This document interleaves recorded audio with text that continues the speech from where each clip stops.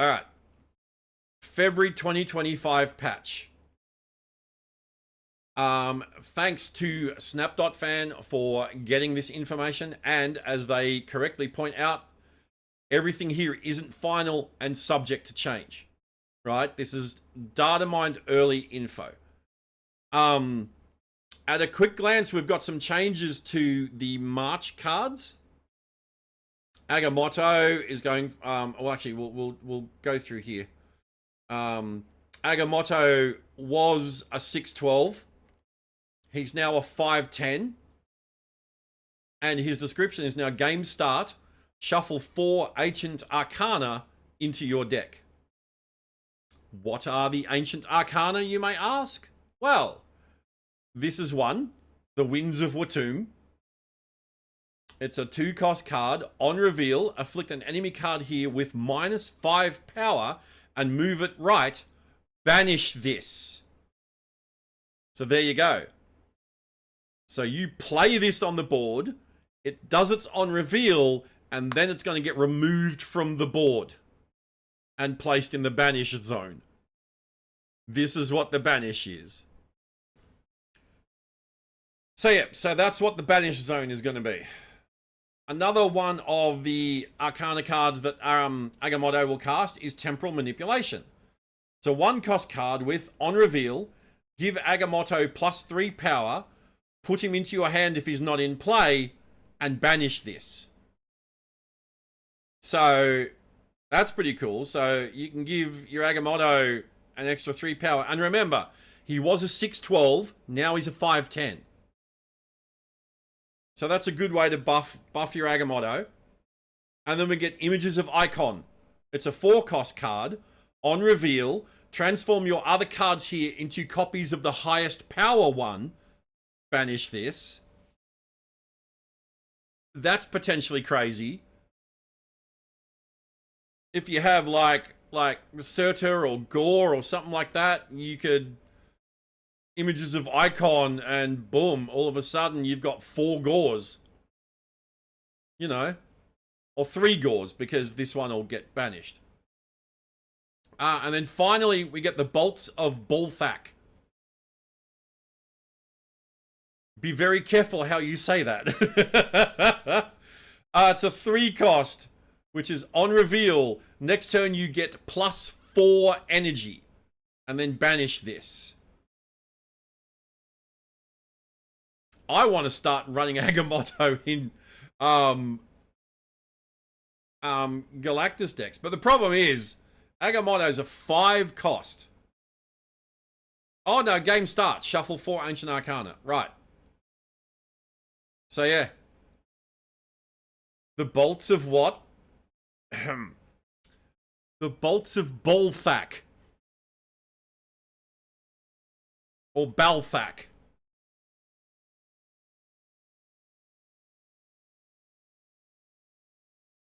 Yes, just let that sit for a minute. All right. Another of the March cards was Eson. He was a 613. Now he's a 6'9", and he was legendary at the start of the game. If all your cards have different powers, give them +2 power. Now he's, after each turn, put a card from your hand that didn't start in your deck here. So he's now an Arisham card because he's a Celestial like Arisham. So he's now goes in an Arisham deck. So yeah, so it's a shame they changed it because if all your cards have different powers, give them +2 power. That was really neat. Yeah, that was a really cool idea, and it was going to lead to some really interesting deck building challenges.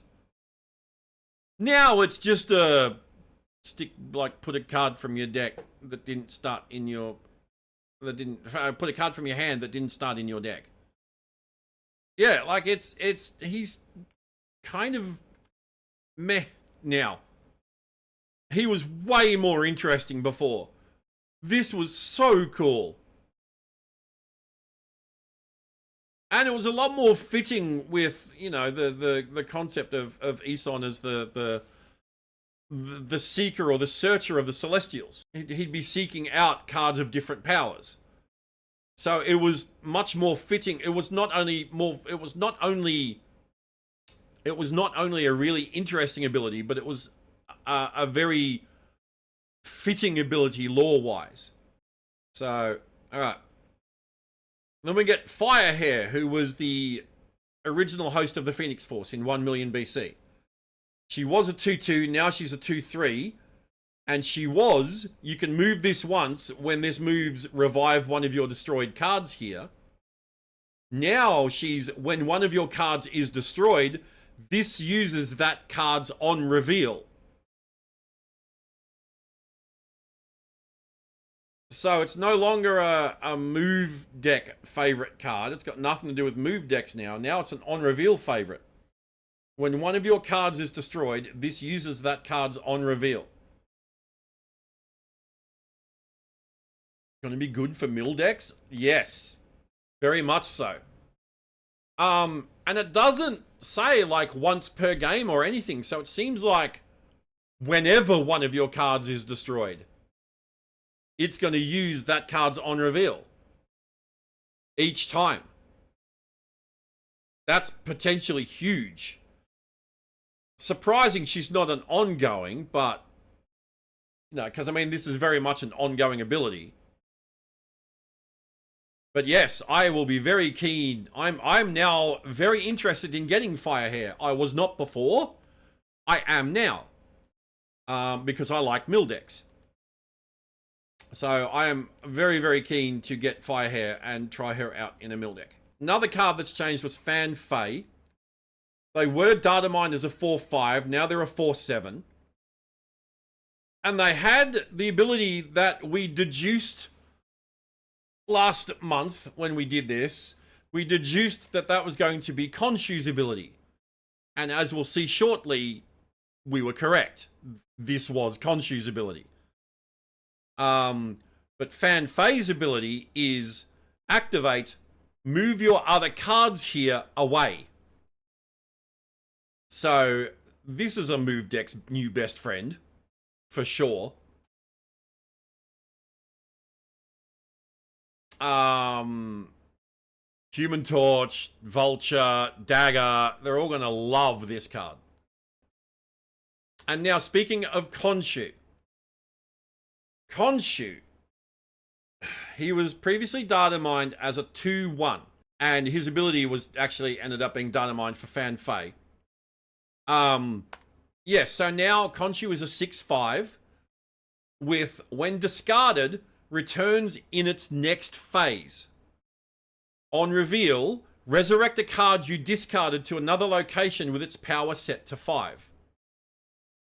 What is its next phase, you may be asking? Well, Khonshu's next phase is waxing. Like the moon. The moon waxes and wanes. The waxing phase is a 6/7, which says, when discarded, return in its final phase.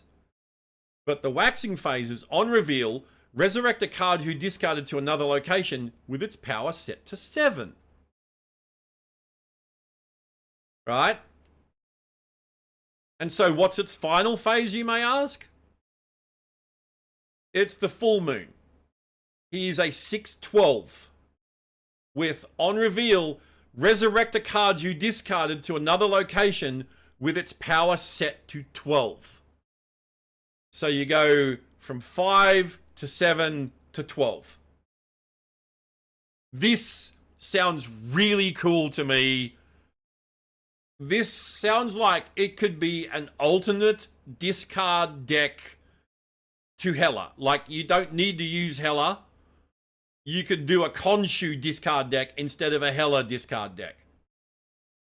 And you could build it to take advantage of Khonshu's 5, 7, and 12. You know, and the fact that it's a 6-cost card. You know, and you want to have it discarded. So, you know, you've got cards that discard the highest cost card in your hand. So you'd want to have this be Khonshu, you know. Um, but you would have to choose, like, do you want to do it? Because obviously you can only do its on reveal once unless you bounce it back to hand, and then play it again. So you can only play him once, and you have to choose whether you want to do it as the 5, the 7, or the 12. So I really, really, really like the concept behind this card. It's like original Eson was going to be. It's going to lead to some very interesting deck building. I'm keen to try my hand at seeing what I can come up with for a Khonshu discard deck. I'd be very keen to see what others come up with as well. I can also see this working with a Hela deck, for example. You could potentially get Hela out on 5, and then you could play 12 power Khonshu on 6. And it would resurrect a card that Hela doesn't, because Hela now only resurrects one of each cost. So yeah, I'm keen for Khonshu. I he looks super cool and super interesting. We also had a change to Starbrand. Starbrand was datamined as a 6/8 with, at the start of the game, +2 power for each card in your deck with 10 or more power. Now he's a 3/10 with ongoing, your opponent has +3 power at each other location. I'm not sure why you would want to do that.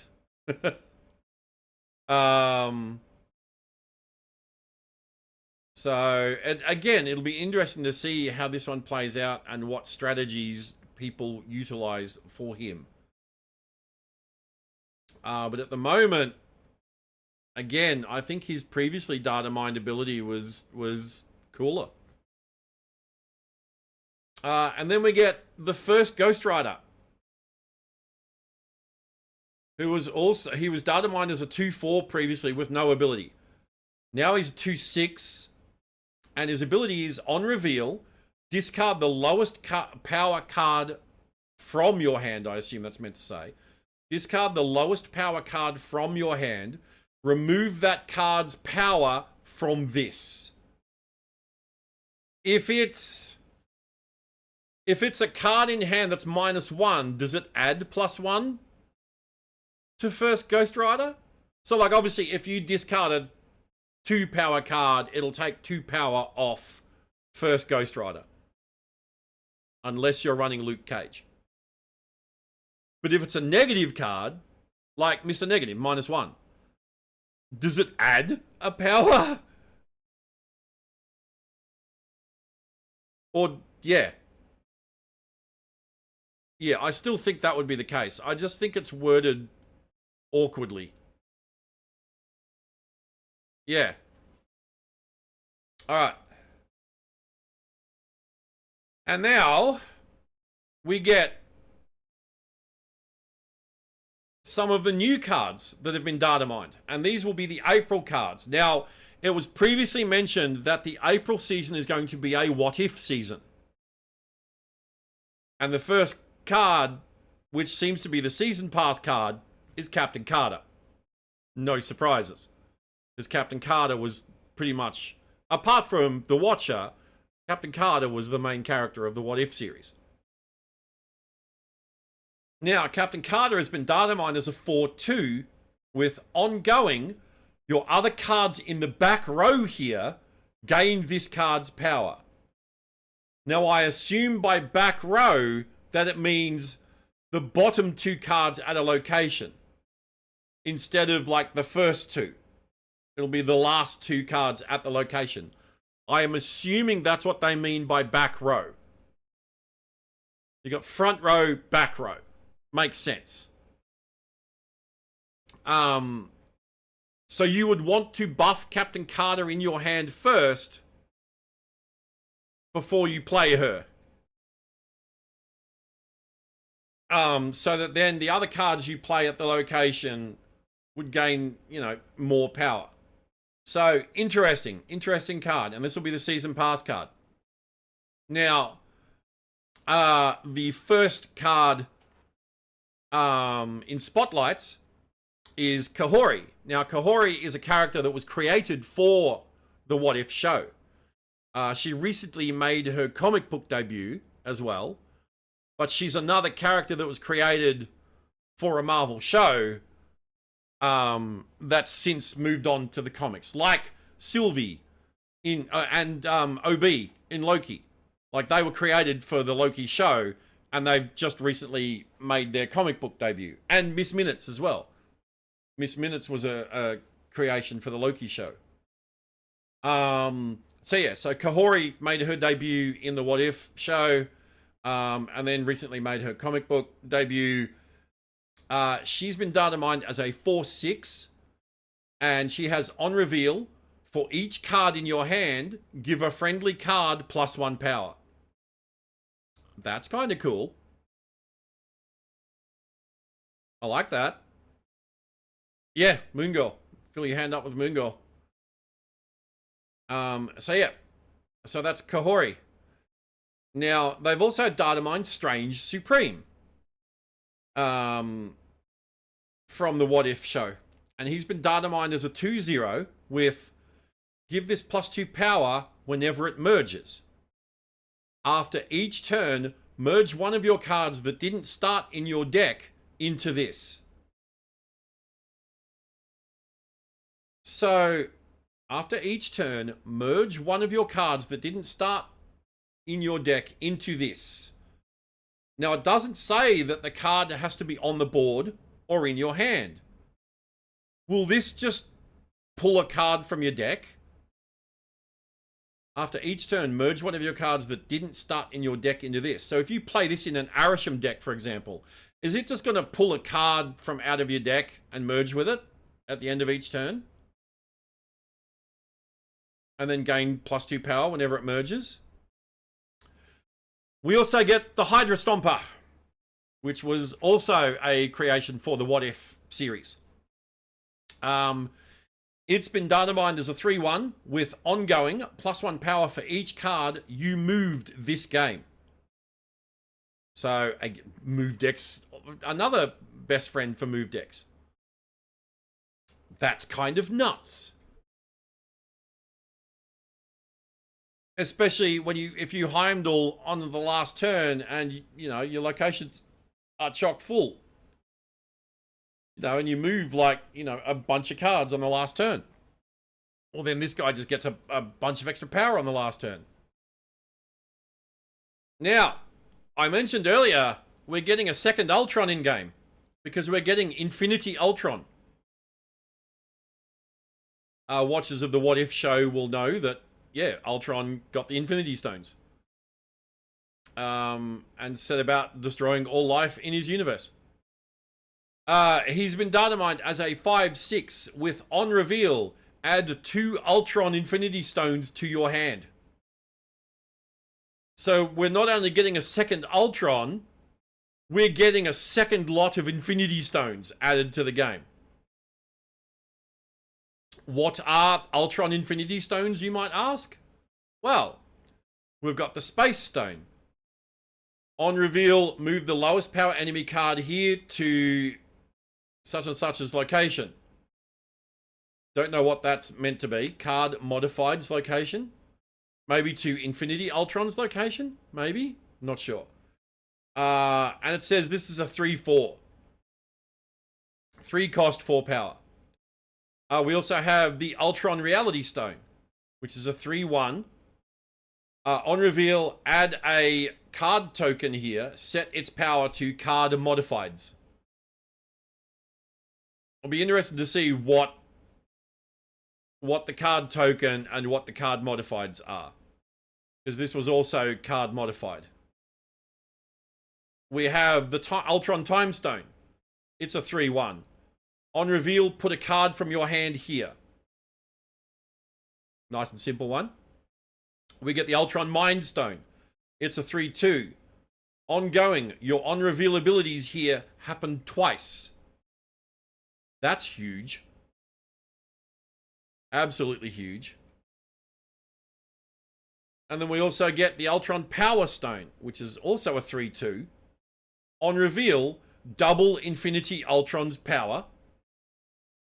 Cool.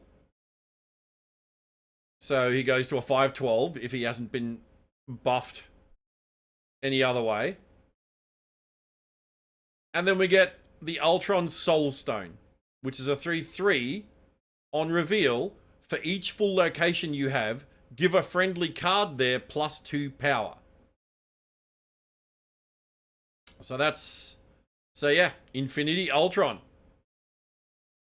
This is going to be interesting. Goliath. He's a 2/1, and he's ongoing, +1 power for each other ongoing you have in play. So he's an ongoing that gets bigger from other ongoings. Topaz, the Grandmaster's aid on Sakaar. Topaz has been datamined as a 3/4 with, after you play a card here, move it to the middle location. Again, move fans eating good in April. So they were all of the datamined, the new datamined cards and the changed cards as well. There's also been some new referenced cards here. Clear, Jennifer Kale, Merlin, Morgan Le Fay, Nicholas Scratch, Nightmare, Ancient One. Looks like we're getting a Magic season as well, because Merlin, Morgan Le Fay, Jennifer Kale, Nicholas Scratch, Ancient One, Nightmare. We're definitely getting a Magic themed season. Jennifer Kale was recently in the Agatha All Along show, although it was a very different version of Jennifer Kale. They basically race swapped the character for the MCU. And Nicholas Scratch is Agatha's son, who was also in Agatha All Along.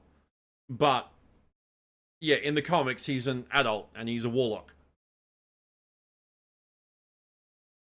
And Morgan Le Fay is from Arthurian mythology, as is Merlin as well. Clea is Doctor Strange's wife in the comics, and she was seen at the end of Multiverse of Madness. Nightmare, well, we know Nightmare, and he's in that Marvel Mystic Mayhem game as well. Could potentially even be a crossover with Marvel Mystic Mayhem, like they did with Rivals. That'd be cool. And the Ancient One, well, we know the Ancient One, but again, they gender swapped the Ancient One for the MCU.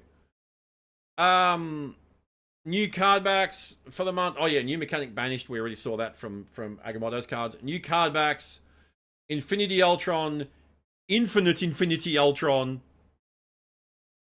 and we get the Watcher. That's a cool card back. I like that one. I mean, I'm actually keen to get the season pass for this one. Because Captain Carter looks really cool. Yeah, I'll probably get the What If season pass.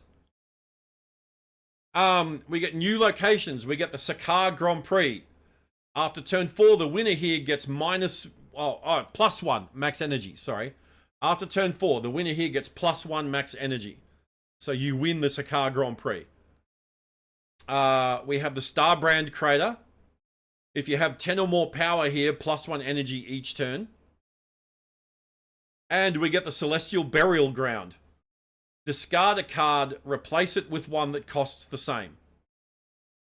Okay, that's going to be an annoying location. We get new login bonus events. All right, we get spotlights. All right, this is February spotlights. We got March spotlights. Where's the April ones? All right, April spotlights. So April 1st, unless this is a April Fool's joke that they've snuck into the data mines, we get Goliath as the first card for the What If season, along with the Cersei variant. Oh, and the Guru Hiri Gwenpool. I need this. I need this. I need this. This was the cover of Unbelievable Gwenpool #1. And then week 2 of the What If season, we get Kahori with Cull Obsidian and Hydra Bob. And then week 3, we get Infinity Ultron with Cannonball and Pixie. And then week 4, we get Strange Supreme with Speed and US Agent. And then week 5, last week of the season, we get the Hydra Stomper with Aranya and Madam Web. And then we get some more albums. Oh, we get the Private Eye Howard. Okay. And then we get I Am Ivan Fan, because it's Michael Ivan. Now, this album has an incredible Galactus variant. New Conquest variant is Negasonic Teenage Warhead. New Ultimate Magneto Fantasy variant. And the new Super Premium variant is Infinity Killmonger from What If. And then we have a bunch more datamined variants. I'm not going to go through all these. I will link you guys. I'll give you the link to this, to the website in Twitch chat, and I'll drop it in the YouTube chat and the YouTube description of the inevitable video I make out of this as well. We also get like What If Black Panther. We get a cool Mecha Blue Marvel. What If Captain America.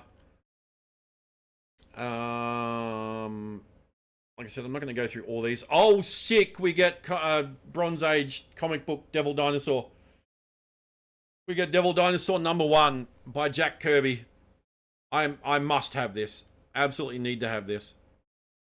Oh, there's also Dum Dum Dugan was another Datamine card. Wait a minute, we missed one.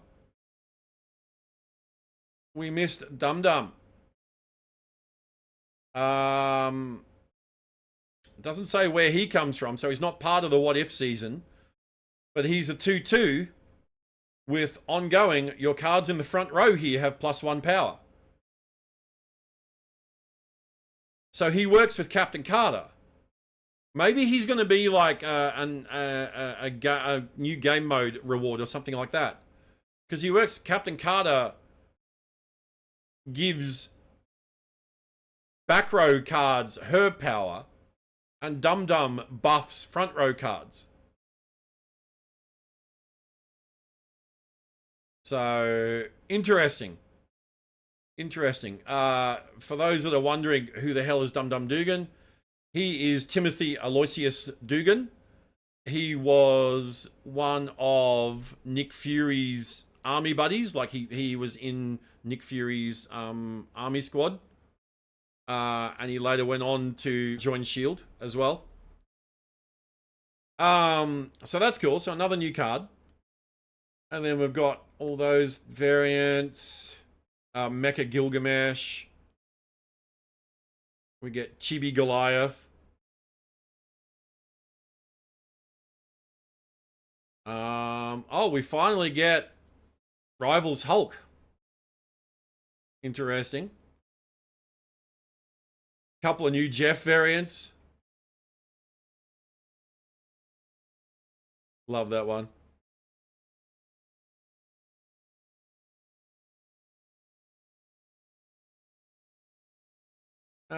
Magic variants. Ah, red, like baby Redwing from Moon Colony. Love it. Yep. And then we've got variants with updated release dates. Cool, cool, cool. Oh, when's the Galacta one coming out? 2nd of April. Nice. Of course, it's a 1200. We got a new emote. Super Hot Panther. New titles. All right. Let's see if there's any good ones in here. Or are they all crap as usual? No.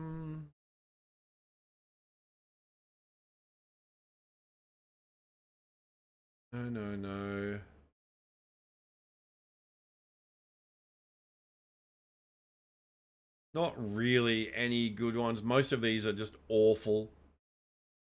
Fantastic car insurance broker. Like, that's... All right, look, as an Elvis fan, I approve of Viva Las Vegas. Oh my God. Oh my God. We are finally getting the Sorcerer Supreme title that I have been pointing out for years at this point. That here is a classic Marvel comic book title that we haven't got in Snap, and I couldn't understand why. We are finally getting Sorcerer Supreme in Snap. I don't know why it's taken them this long. So out of all of these, this is the only really good one. Like, from the comics. I'm not going to go through all the bundles. So yeah, alright, so that looks like that is everything for April 2025, as well as revisions for March 2025.